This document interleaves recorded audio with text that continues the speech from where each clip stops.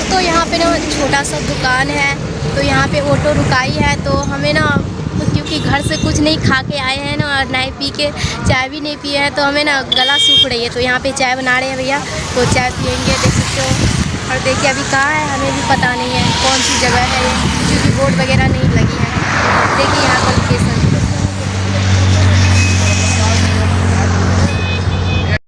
तो दोस्तों हम झंझारपुर पहुँच चुके हैं और ये चौक है। और रोशन चंद्र का जो टीम है, जिनका नाम है सौरभ, उनका चाचा जी मिल गए हैं। तो ये अभी फोन लगा रहे हैं, देखते हैं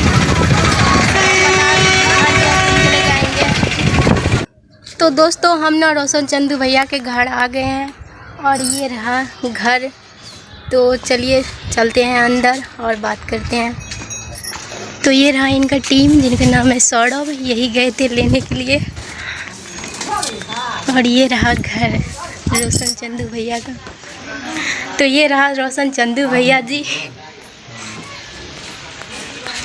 और ये रहा इनका घर। नमस्ते भैया। नमस्ते। आइए।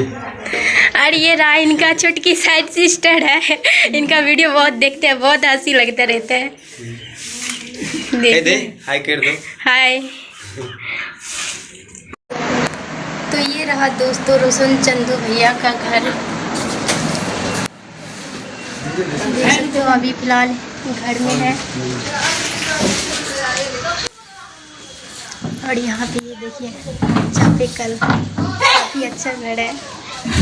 तो हमें ना बहुत अच्छा लगा भैया से मिलकर, और हम भी इन भैया का चैनल का लिंक अपने डिस्क्रिप्शन में दे देंगे, तो आप सभी देख लीजिएगा। बहुत अच्छा लगता है, कॉमेडी टाइप का वीडियो बनाता है। और ये रहा इनका सिस्टर, घर का लक्ष्मी देवी, अन्नपूर्णा देवी बोलते रहते हैं वीडियो में। आधे रास्ता अभी तब याद आया। अच्छा तो फ्रेंड्स हमें ना बहुत अच्छा लगा मिलकर भैया से।